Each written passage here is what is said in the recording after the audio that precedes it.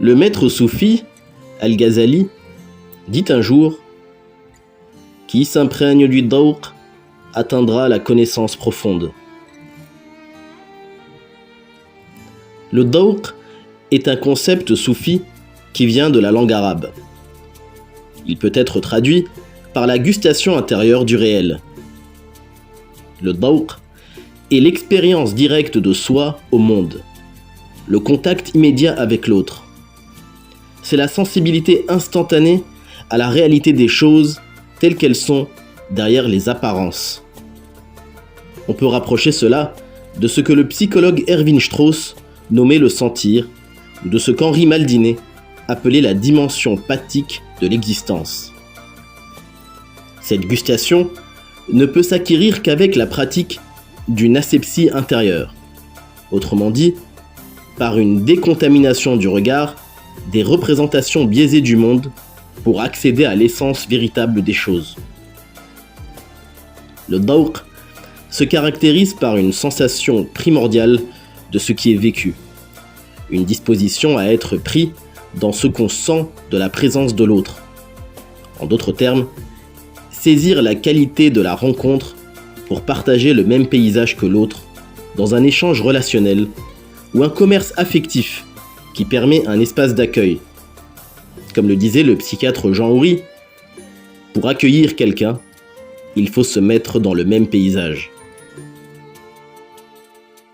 Sentir, c'est être au monde, au-delà d'un regard objectivant. Il ne s'agit pas d'empathie fusionnelle, mais plutôt de l'estimation de l'état de l'autre au premier instant de la rencontre. C'est l'appréhension immédiate de son affectivité. C'est le moment de l'expérience du premier contact avec l'état d'autrui, de son ambiance ou de son atmosphérique, qui est sa manière d'être au monde. L'ambiance est un concept tiré de la phénoménologie. Heidegger le nomme Stimmung.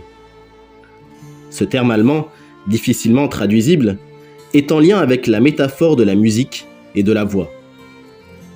Il correspond à l'harmonie, à la résonance du soi au soi-même, à l'acoustique de l'être, et il s'applique à l'humeur.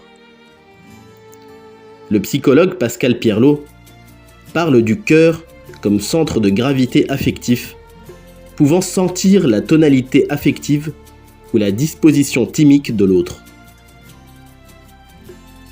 C'est ce qui forme un bain commun, un climat flottant qui se produit au moment de la rencontre avec l'autre. C'est ce qui est en rapport avec le rythme de la souffrance du sujet qui vibre de sa tonalité musicale et qui se donne à être écouté. Enfin, le pathique est ce saisissement immédiat qui s'impose à la connaissance du sujet. Il n'appartient ni à soi ni au monde, mais il s'éprouve entre le jeu et le monde. C'est ce qui nous touche, nous dépasse et nous fait vivre dans l'atmosphère. C'est une musique insaisissable qui agit sur nous. Une activité qui se révèle dans l'écoute intérieure, qui nous emporte, nous saisit et nous met immédiatement en mouvement.